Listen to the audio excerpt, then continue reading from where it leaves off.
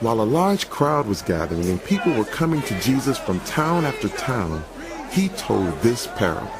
A farmer went out to sow his seed. As he was scattering the seed, some fell along the path. It was trampled on, and the birds ate it up. Some fell on rock, and when it came up, the plants withered because they had no moisture. Other seed fell among thorns, which grew up with it and choked the plants. Still, other seed fell on good soil.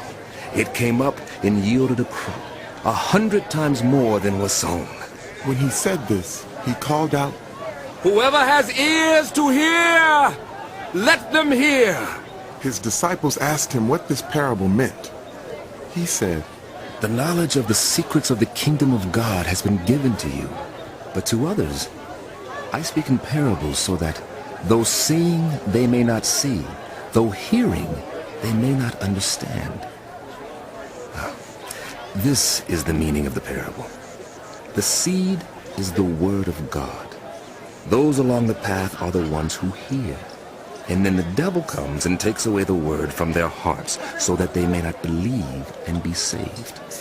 Those on the rock are the ones who receive the word with joy when they hear it, but they have no root. They believe for a while, but in the time of testing, they fall away. The seed that fell among thorns stands for those who hear, but as they go on their way, they are choked by life's worries, riches, and pleasures, and they do not mature.